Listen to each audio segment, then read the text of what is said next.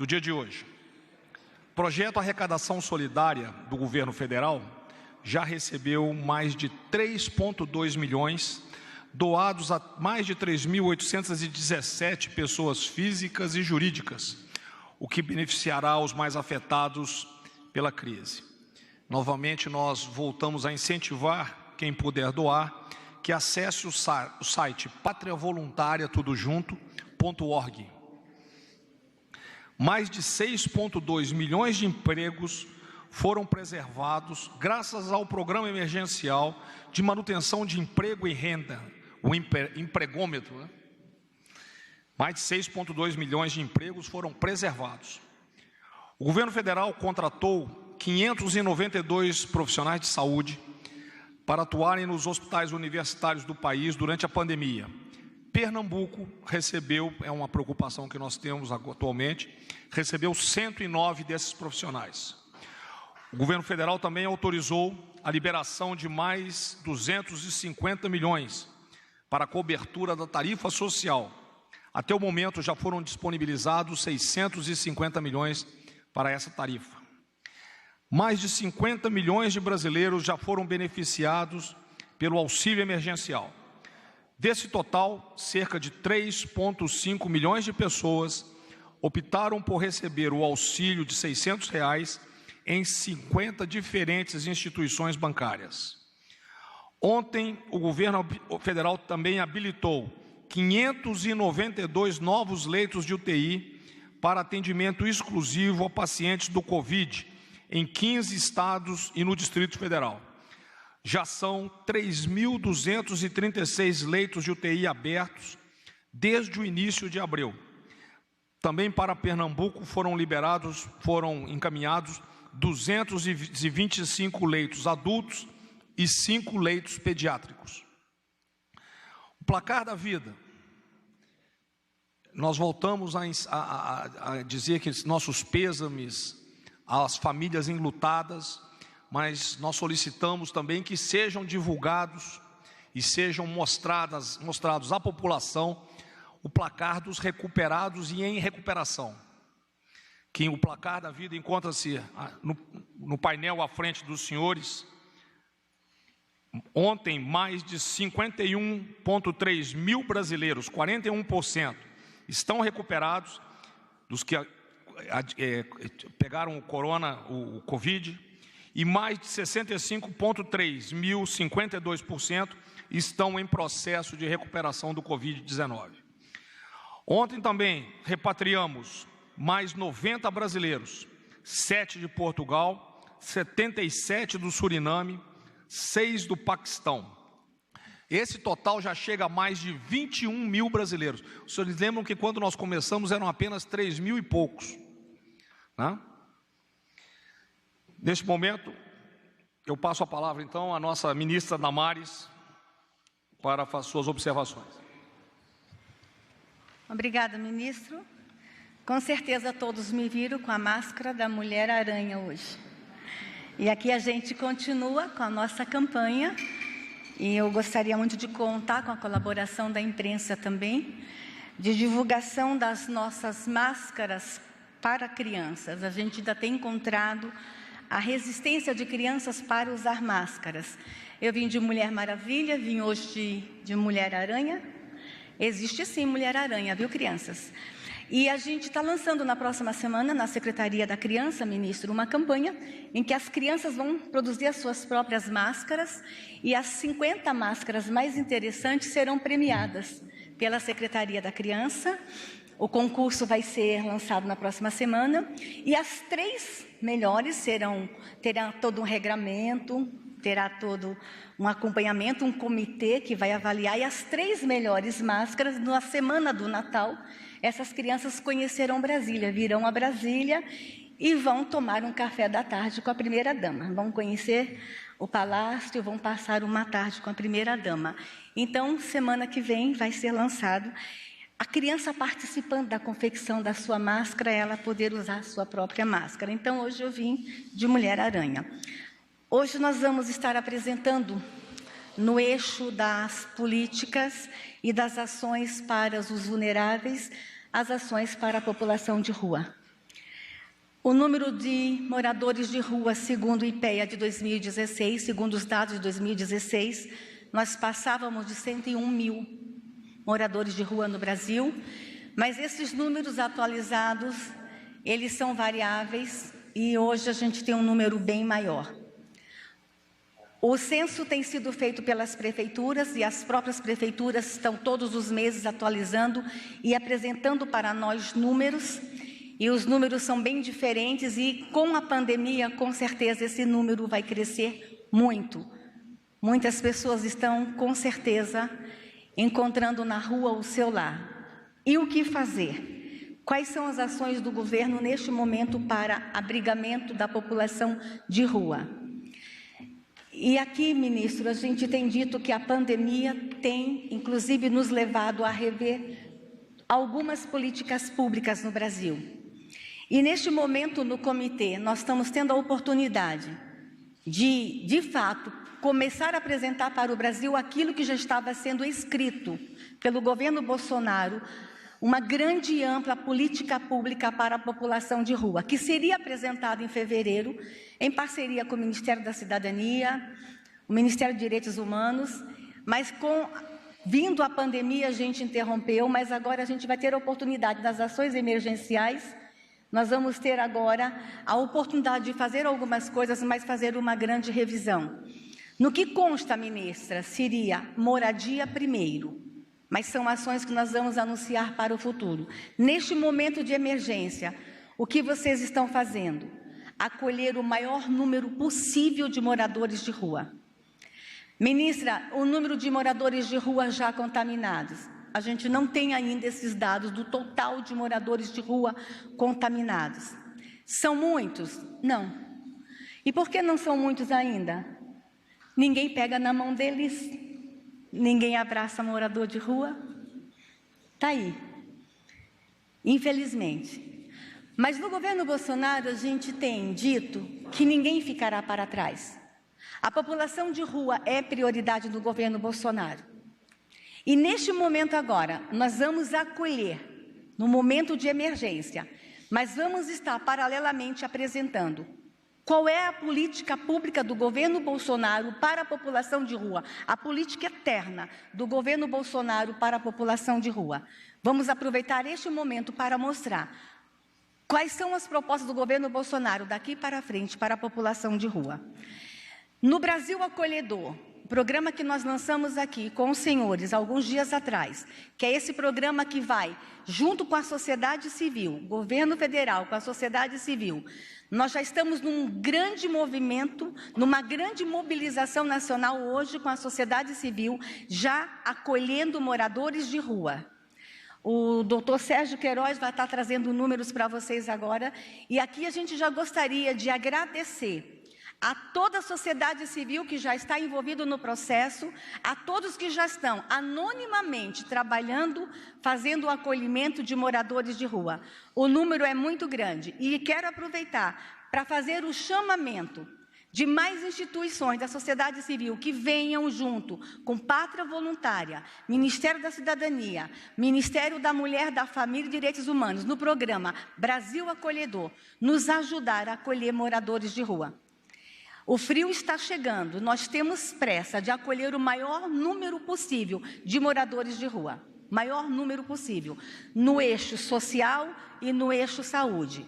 E nós gostaríamos que esse público fosse o menos alcançado pelo coronavírus. E nós gostaríamos que com essas ações emergenciais, nós possamos, inclusive, estar deixando um legado, ser o primeiro grande passo do governo Bolsonaro para as políticas públicas de acolhimento aos moradores de rua. E agora a gente continua com as ações pontuais que estão sendo feitas pelo Brasil Acolhedor e o Ministério da Cidadania. Obrigado. Boa tarde a todos. Enquanto alguns insistem em criar polêmicas ou dar espaço na extrema imprensa para fofocas ou declarações muitas vezes tiradas de um contexto maior para que pareçam polêmicas, o governo do presidente Bolsonaro segue no seu trabalho com humildade, respeito e serviço à sociedade brasileira para dar aos brasileiros assistência e tranquilidade para enfrentar esses tempos difíceis, com foco nos mais vulneráveis. De tudo que nós fizemos até aqui, o que tem maior destaque é o auxílio emergencial. E aqui cabe lembrar que há um mês atrás nós iniciamos um processo, escolhemos um caminho que era um cadastramento através do aplicativo e um site da Caixa Federal, onde construímos e atualizamos esse aplicativo, já está na sua terceira atualização, e conseguimos, em 30 dias, identificar e processar mais de 97 milhões de CPFs, pagar 50 milhões e 500 mil pessoas e poder fazer o maior programa de inclusão bancária digital feita num país ocidental em menos de 30 dias. São mais de 20 milhões de pessoas que nunca foram enxergadas por nenhum governo, ministro, e que hoje estão bancarizadas, estão em condições, vencido esse episódio, de poderem encontrar-se com o governo brasileiro, com o governo do presidente Bolsonaro, que vai sim, através do microcrédito e outras ações, permitir que essas pessoas possam melhorar ainda mais a sua condição de vida.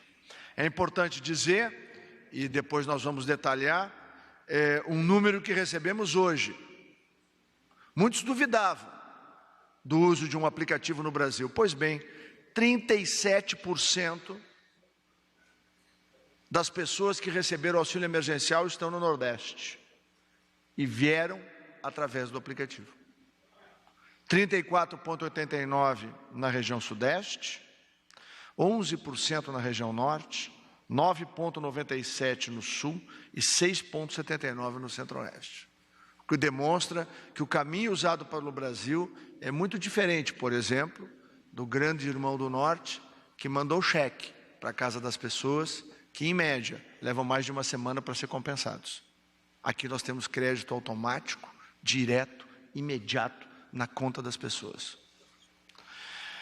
Nós passamos agora, ministro Braga Neto, para as ações especificamente para os mais vulneráveis, para além do auxílio emergencial. O presidente Bolsonaro editou uma medida provisória de 2,55 bilhões para o fortalecimento do SUAS, que é, assim como a saúde tem o SUS, o Sistema Único de Saúde, a assistência social tem o Sistema Único de Assistência Social. Nós dividimos em duas parcelas, a primeira do cofinanciamento, isso é uma pactuação que já existe há muitos anos no Brasil, e nós vamos fazer o pagamento de uma parcela que vai englobar 3 meses, abril, maio e junho, exatamente para dar condição a que o Sistema Único de Saúde, são próximo de 200, Sistema Único de Assistência Social, são próximo de 200 mil pessoas, homens e mulheres, que são o exército que eu chamo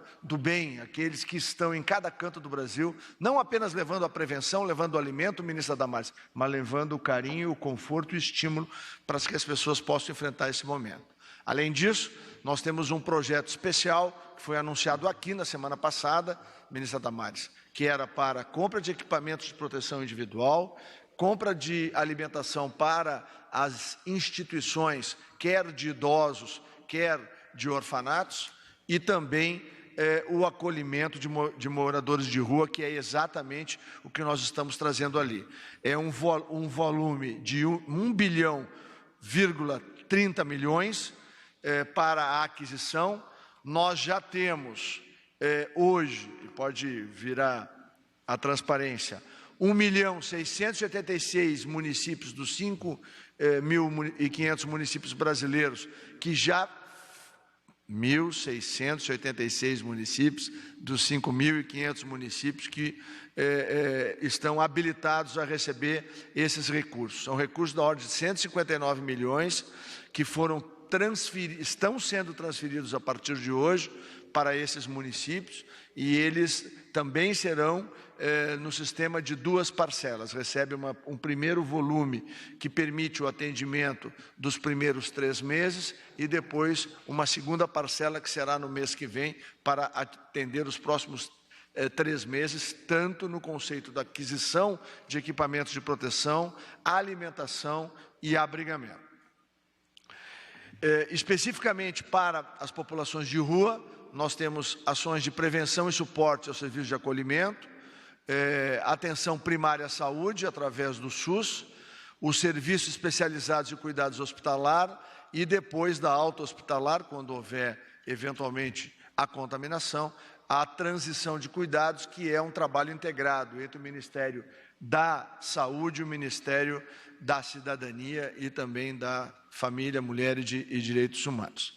Da mesma maneira, nós estamos creditando no dia 8 de maio a primeira parcela da divisão de 1,2 bilhões, como nós já falamos, que vai garantir os recursos para que o Sistema Único de Assistência Social possa funcionar. Então, serão 2 parcelas, uma paga em 8 de maio, a outra paga em 8 de junho, no valor de 1,2 bilhões de reais para os 5.500 municípios brasileiros. Rapidamente, para apresentar aqui no auxílio emergencial, o volume do atendimento que foi feito, são 42 milhões de famílias beneficiadas, 50 milhões e 500 mil CPFs elegíveis que tiveram algum recebimento, no valor de 35 bilhões e 788. É importante dizer, ministro, que a primeira parcela tem uma previsão de 41,7 bilhões de reais, porque nós estamos fechando no início dessa noite a análise e a homologação de 17 milhões de CPFs, que devem se transformar amanhã em mais 6 ou 8 milhões, o número deve oscilar dentro dessa faixa, a nossa expectativa, que com os 50 milhões e 500 já obtidos, nós vamos a 58, talvez 59 milhões de pessoas que até segunda-feira estarão creditadas no Brasil, completando em torno de 98% da primeira fase. Todos aqueles que requereram o auxílio no mês de abril terão sido analisados, avaliados, alguns mais de uma vez, e estarão creditados. Essa cobertura deve chegar, com este número, a superior o grau de atendimento de mais de 100 milhões de pessoas, o que significa que o Brasil, em um mês, proporcionou uma cobertura que atingiu metade da população. Só para que a gente possa ter uma ideia do grau de esforço de todas as equipes do governo, senhor ministro. E aqui o volume dos recursos que já foram despendidos nessa primeira parcela, de 35 bilhões, como eu já falei, e amanhã deve ter uma suplementação para esses novos pessoas que estarão no programa. Próximo slide, rapidamente, é a demonstração clara aí de que, como nós falamos, 37% das pessoas que obtiveram através da internet os seus recursos, e elas estão localizadas no Nordeste. A próxima lâmina, e termino com ela,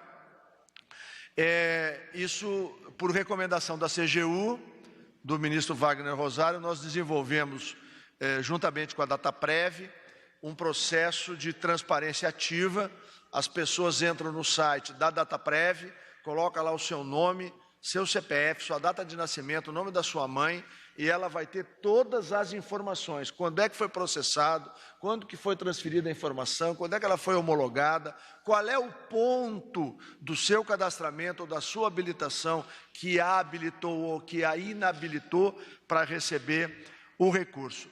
E a boa notícia do final da tarde, antes de chegar aqui, ministro, eu acabei de receber um telefonema do presidente general Floriano Peixoto do Banco dos Correios, acertando o acordo entre o Ministério da Cidadania e os Correios para, a partir de segunda ou terça-feira, é só uma questão operacional que o doutor Barreto vai explicar e vai apresentar, as pessoas que têm mais dificuldade, que não conseguiram alguém ou uma instituição, ou alguém que se dispusesse a auxiliá-las, elas poderão ir às agências do Correio, fazer ou refazer o seu cadastramento, absolutamente gratuito, e os funcionários do Correio e todas as agências vão ajudar a que essas pessoas que têm mais dificuldade possam, então, obter o seu auxílio emergencial. Uma última palavra minha, antes de transferir ao Dr. Barreto, depois ao Dr. Sérgio, para as questões pontuais, é no seguinte sentido, a quem está nos assistindo.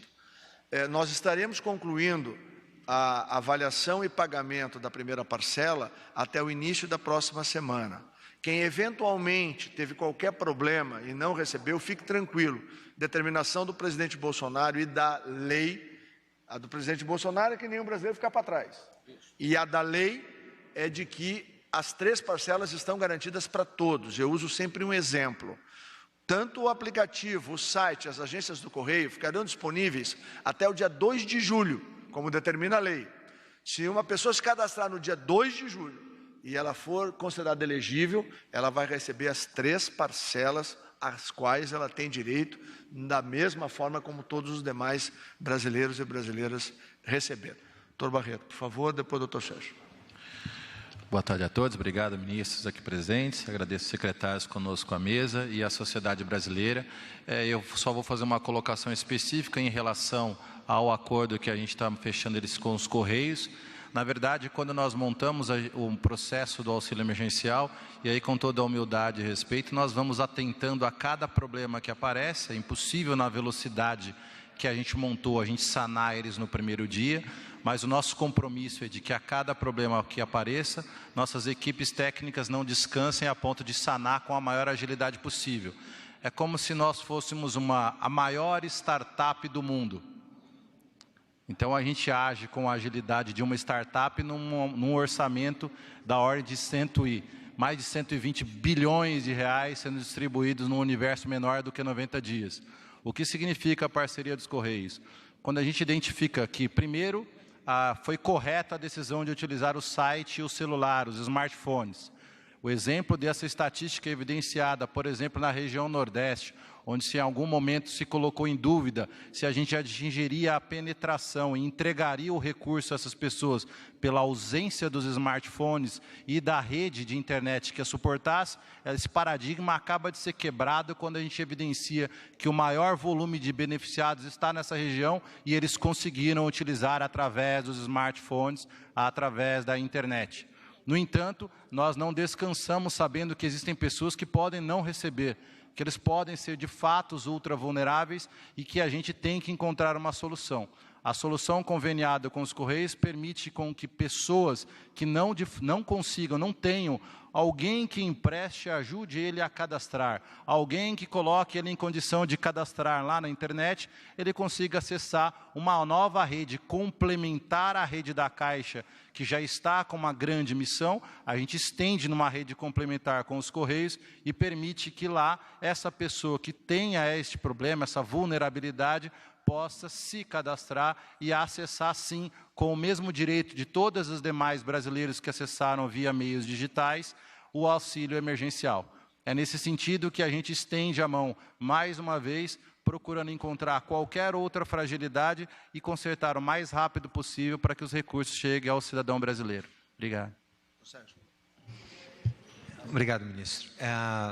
Esclarecendo a imprensa e as demais, a população brasileira, a Casa Civil tem organizado o plano de contingência para populações vulneráveis. Semana passada, a ministra Damares apresentou para os idosos. O ministro Onyx hoje deu uma visão geral sobre todo o Sistema Único de Assistência Social. E eu quero focalizar em algumas informações importantes sobre as ações para esse público, população de rua especificamente no contexto da assistência social. Próximo slide a gente já vê que, dentre os projetos da primeira ação do Ministério da Cidadania, primeira ação eu me refiro aos 3 projetos específicos, EPIs para os servidores do SUAS, alimentação para as pessoas em instituições de acolhimento e também abrigamento ou readequação de espaços de abrigo já existentes para cumprir os normativos do Ministério da Saúde. Então, hoje, segundo o CAD único, nós temos 260.767 pessoas no Brasil, ou que são pop-rua, ou que são servidos em centros de pop-rua, ou que são abrigados porque são pessoas com deficiência, ou mulheres em situação de violência doméstica, migrantes e também de demais grupos, como crianças, adolescentes.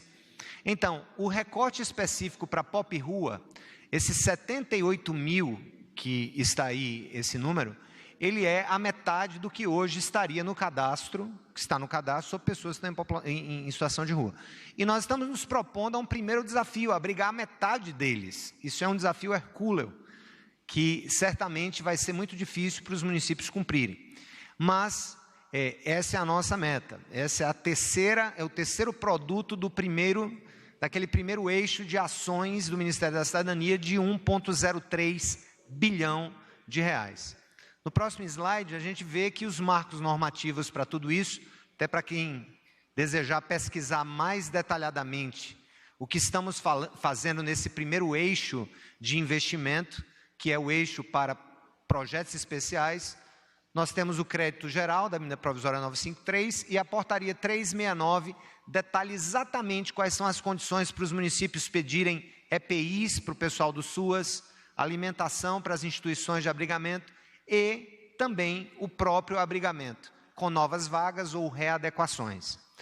No próximo slide, eu quero só chamar a atenção o que é que pode ser feito com esse dinheiro de abrigamento, o que é que os municípios podem fazer com esse recurso que eles vão ter que aceitar. Até agora, como o ministro já falou, nós temos quase 2 mil municípios que entraram no nosso site e deram um aceite, tanto para aquele projeto específico, quanto para os quantitativos que eles desejam utilizar. Então, podem usar para provimento de acomodações individuais, no caso de um morador de rua que seja identificado contaminado, coletivas também, como hotéis, pousadas, abrigos provisórios, aluguel de imóvel para repúblicas, gastos com adaptação de locais para atender normas sanitárias.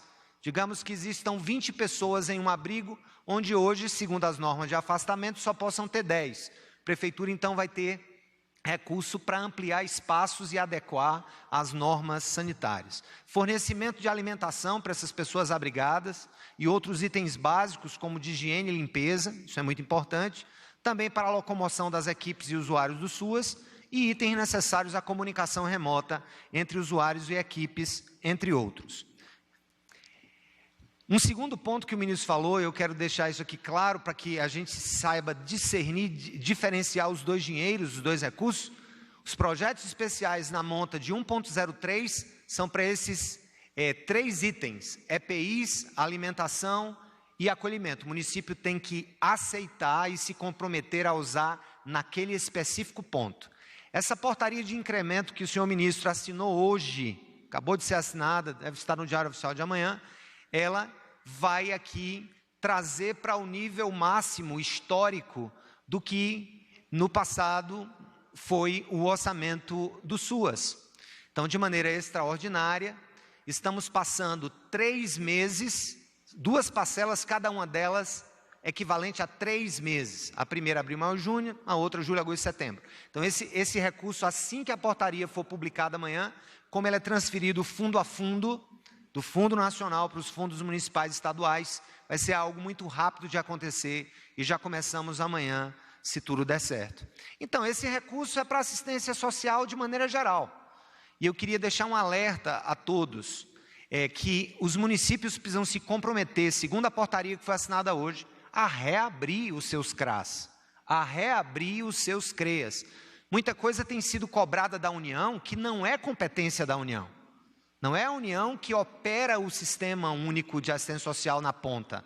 Quem opera são os municípios. E há muitos municípios que fecharam o seu atendimento. Mas o presidente da República, através de decreto recente, estabeleceu que a assistência social é tão essencial quanto o SUS. Por isso, um apelo aos gestores, um apelo inclusive à população de cada município, que cobrem isso, cobrem que o serviço de assistência social municipal seja aberto, senão o recurso que nós estamos enviando não será aplicado da maneira ideal, que é abrigar, atender as pessoas, os vulneráveis, os públicos. Então, a reabertura dos CRAS que estejam fechados, dos CREAS e do sistema como um todo. Finalmente, essas são as populações em gerais atendidas pelo Sistema Único de Assistência Social, povos tradicionais, idosos e casas de acolhimento, população em situação de rua, que é o foco de hoje, e pessoas em localidades urbanas com algum grau de vulnerabilidade. Obrigado. Nós só queríamos fazer um alerta com relação à população de rua. Nós temos um público bem específico que nós gostaríamos de fazer um alerta ao Brasil, que são os índios Uarau que estão no Brasil. Preste bem atenção. Os índios Uarau, eles entraram pelo programa Acolhida, pelo projeto Acolhida, e eles já estão andando por toda a nação brasileira. Nós já encontramos índio Uarau em diversas capitais brasileiras. E o índio Uarau, eles não falam português e eles também não falam espanhol, eles falam a língua Uarau. E faz parte da cultura do índio Uarau a rua. E nós já estamos encontrando alguns municípios nos ligando, dizendo que está difícil acolher o índio Uarau, eles têm resistência e eles circulam nas ruas com criança. Se algum município estiver tendo dificuldade em se relacionar com os índios Uarau, nos procure, não precisa ligar para a FUNAI. Quem vai estar cuidando diretamente dos índios Uarau nesse momento é o Ministério dos Direitos Humanos, é a Secretaria Nacional da Proteção Global, está aqui o Secretário Nacional da Proteção Global. Qualquer gestor municipal que está se relacionando com os índios Uarau no seu município, está encontrando alguma dificuldade, fale conosco. Eles têm todo um modo diferente e peculiar de viver, toda a paciência com esse público, eles precisam ser cuidados e acolhidos, especialmente as crianças Uarau têm que ter todo um acolhimento especial. Então fica aqui, ou liga no Disque 100 para falar diretamente conosco, ou vai no nosso site, pega o telefone da Secretaria Nacional da Proteção Global. Nós estamos preocupados com os índios Uarau que já estão aí em quase todas as capitais brasileiras. Nós precisávamos ter esta atenção especial, fazer esse destaque especial a este público que já está aí circulando em toda a nossa nação.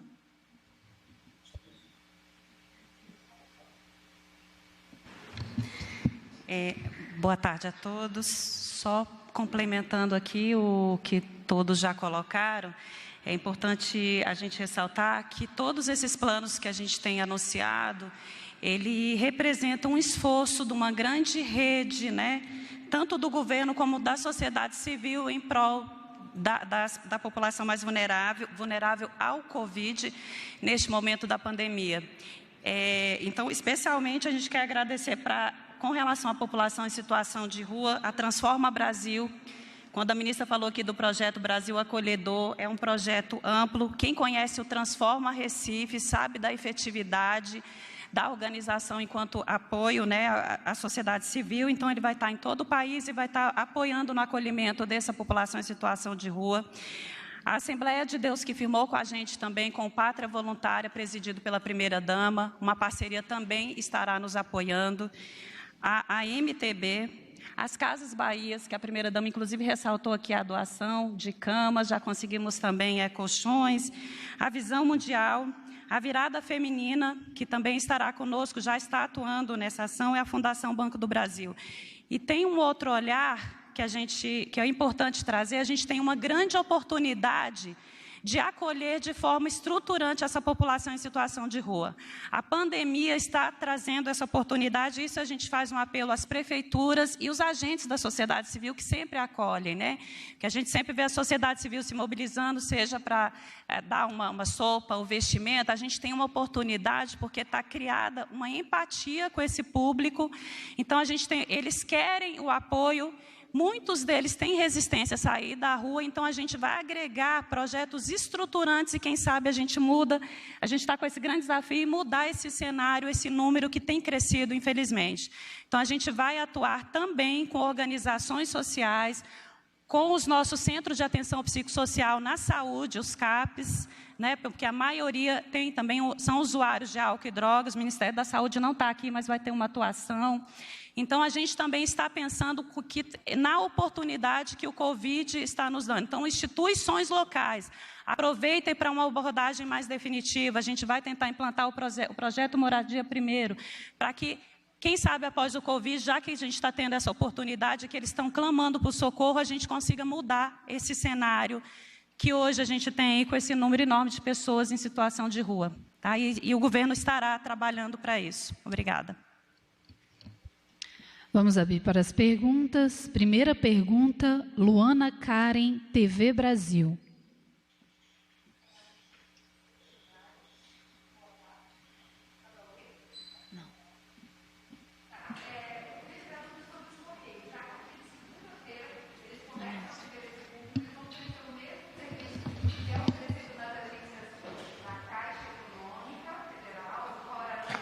Como é que vai ser isso? Se é a partir de segunda mesmo. Queria confirmar os números, eu fiquei um pouco confusa. O ministro disse que 50 milhões de pessoas já tiveram um CPF habilitado para receber, mas no slide apareceu 42 milhões de famílias beneficiadas. Os 8 milhões ainda não receberam, e o ministro falou de 13 milhões... Oi? Posso continuar? E o ministro falou de 17 milhões de CPFs que estão sendo analisados e que terão essa análise concluída até a próxima semana, mas no slide aparecem 13 milhões de CPFs inconclusivos. Esses CPFs inconclusivos estão dentro desses 17 milhões? Alguns sim. Pessoas que não corrigiram ainda essa informação. E eu queria saber também da ministra Damares, ou da equipe da ministra Damares, a gente não tem números ainda da população de rua atendida pelo Brasil Acolhedor ou nesse esforço agora recente do coronavírus, números efetivos de população de rua atendida. Bom, primeiro a questão que envolve os Correios, o acordo está sendo fechado, a diretoria dos Correios tem uma reunião amanhã para aprovar esse acordo, os termos que nós ajustamos entre a área técnica, mas precisa decisão colegiada, o presidente dos Correios não pode tomar decisão sozinho. Então amanhã isso vai ser definido, e o que vai acontecer a partir da próxima semana? Poderá ser sim segunda ou terça-feira. O que vai acontecer na próxima semana é que as pessoas que precisam de auxílio para fazer o seu cadastramento ou para refazer o seu cadastramento e tiverem qualquer grau de dificuldade, vão ter um novo canal, que é as agências do Correio de todo o Brasil. Lá não é lugar para ir receber dinheiro. Dinheiro é caixa. E a estrutura bancária brasileira. O general Braga Neto lembrou aqui, a Caixa já conveniou e fez operações com 50 bancos brasileiros, de um acordo que foi construído pelo governo Bolsonaro com o sistema privado. Não há nenhum desconto das pessoas, mesmo que a pessoa tenha o seu cheque, esteja no cheque especial. Não há tarifa, não há desconto, não há débito anterior. Esse dinheiro está protegido exatamente para que as pessoas possam comprar alimento, comprar remédio, comprar qualquer necessidade que elas tenham. Eu passo a palavra aqui ao Dr. Sérgio para responder a questão que envolve assistência social. Não sei se Barreto que falou. E a parte de números o Dr. Barreto vai explicar. Deixa eu falar aqui a parte numérica, só para esclarecer, gente. 50 milhões,5, esses 50 milhões e meio, são CPFs elegíveis. Uma família pode, pela lei, ter 2 membros que recebam. Então, você tem número de famílias, um número de famílias menor do que o número de CPFs. Sobre os 13 milhões e os 17 milhões, é importante entender o quanto é ágil essa operação. O que acontece é que nós identificamos, informamos em momento passado, qual era o número de CPFs ou de pessoas que se cadastraram, mas que faltou informação para a gente conseguir cumprir os critérios da lei. Esse universo era da ordem de 13 milhões de pessoas. Foram devolvidos via aplicativo e essas pessoas, a partir daquele momento, começaram a atualizar os seus cadastros. A soma dos novos requerentes, mais um grupo dessas 13 milhões de pessoas, gerou um arquivo entre o dia 23 e o dia 3, que somam 17 milhões de requerentes, 17 milhões de CPFs. Esse bloco é que está sendo analisado. Então, objetivamente, a sua pergunta é, os 13 milhões estão contidos nos 17? Na sua totalidade, eu não consigo afirmar, mas posso dizer que grande parte, sim. Sobre os números de população de rua, nós temos cerca de 150 mil de população de rua no Brasil, segundo o Cadastro Único. Além desses 150 mil, nós temos cerca de 180 mil pessoas que, de alguma maneira, são atendidas em centros-dia, pelo menos eram quando a rede estava toda funcionando. Restaurantes populares, restaurantes para a população de rua, centros pop.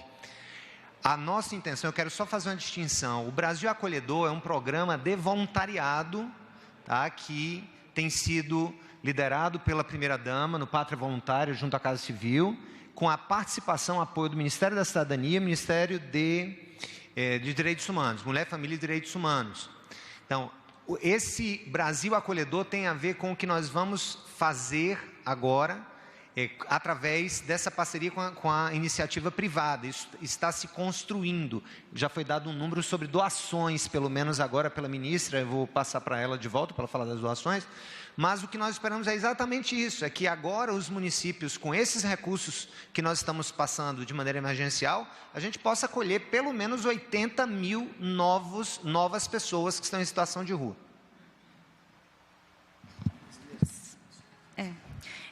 O Brasil Acolhedor, a gente fez uma seleção onde tem maior concentração dessa população em situação de rua, geralmente nas capitais e macro-regiões. Então, são 85 municípios. Já temos em 10 municípios, 15 organizações da sociedade civil atuando, atendendo 5.600, 5.700 pessoas, em 10 municípios com disponibilização de espaço físico e doação de alimentos. Então, a gente tem agregado e complementado e focalizado, né, a ação da sociedade civil, não muito no sentido de complementar, mas de a gente não atuar onde eles estão atuando e fazer uma complementação para não ter sombreamentos, para ter efetividade. Próxima pergunta, Matheus Maia, Poder 360. Boa tarde. A minha primeira pergunta é para o ministro Braga Neto. Eu queria entender, ministro, se não é contraditório o governo apoiar a votação no Congresso da liberação do congelamento dos salários e depois dizer que vai vetar. O que mudou nesse meio do caminho? E a minha outra pergunta é para todos os ministros presentes, que eu queria saber o que aconteceu naquela reunião que o ministro Moro se referiu no seu depoimento, para que o presidente fosse aconselhado a não divulgar a íntegra do vídeo. Obrigado. Mesmo ele mesmo tendo dito que divulgaria.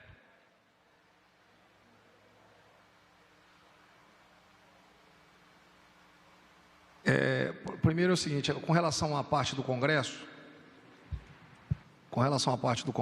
isso está na área do ministro Ramos, da Segov, cumprindo diretrizes do presidente junto com a bancada dele. Então, infelizmente, eu não vou entrar nesse mérito. Com relação à pergunta que você fez com relação ao vídeo, tá? O que é que acontece com o vídeo? A reunião, ela não necessariamente ela é filmada, ela não é como uma reunião na Câmara dos Deputados, que tem por lei, tem que ser filmada, etc, etc. Não é filmada. Às vezes você tem a câmera, ela filma trechos, ela filma partes do coisa, às vezes não filma, o presidente fala, olha, não quero que filme, tá certo? Eu não vou entrar no assunto da filmagem, porque isso hoje é assunto de um inquérito. Então, nós não vamos comentar. Mas o que acontece lá é isso. Ela pode filmar, pode não filmar, e os assuntos que são tratados ali entre os ministros, muitas vezes tratam de assuntos que levam para a segurança nacional. Tratam de assuntos que tratam de relações entre países, tratam de assuntos com relação à economia que podem repercutir pesadamente no país, tá? Então, por isso é que normalmente não existe uma obrigatoriedade de se ter filmagem disso aí. Tá bom? Quer falar alguma coisa? Perfeito. Última pergunta, Romualdo de Souza, Rádio Jornal do Comércio. Boa tarde. Por gentileza, General Braga Neto, eu sou Romualdo de Souza, da Rádio Jornal do Comércio de Pernambuco, e eu vou me valer de uma frase de um poeta pernambucano. ele diz o seguinte: o meu time não pode ganhar campeonato se o juiz não tem mãe nem coração. Ciba Veloso, o senhor, como um importante estrategista desse governo, considera que a ida do presidente Jair Bolsonaro ao Palácio do Supremo Tribunal Federal foi uma visita de cortesia para tomar um café com açúcar ou foi um encontro para pressionar o STF? Na realidade, a primeira parte tem uma pequena verdade, a segunda está completamente equivocada. O que aconteceu ali foi o seguinte: hoje foi realizado por solicitação da empresa, da Coalizão da Indústria. A Coalizão da Indústria pediu uma reunião com a Casa Civil e nos apresentou um quadro altamente preocupante, que eu não vou entrar em detalhes porque já passou na imprensa, os senhores já têm conhecimento. E solicitaram uma visita presencial, de que alguns membros e outros estavam por videoconferência com o senhor presidente da República. Quando o presidente da República tomou ciência dos fatos, ele falou: eu vou levar esse assunto também para compartilhar essa preocupação do governo federal com o pós-pandemia, que é um assunto que é recorrente no governo, né? Compartilhar para que o outro poder também tenha ciência do tamanho do problema que se avizinha. E os senhores viram a quantidade de empresas que estão paradas e não sabem se vão conseguir sobreviver se nós não adequarmos esse retorno gradativo, conforme estipulado pelos protocolos do Ministério da Saúde, ao retorno da economia, né? Nós não sabemos como é que nós vamos, o que será do Brasil daqui a pouco. Então, a finalidade foi exatamente, ao mesmo tempo que foi um ato de cortesia, mas para compartilhar informações com um outro poder. Essa foi a intenção, tá? Não houve nada de pressão.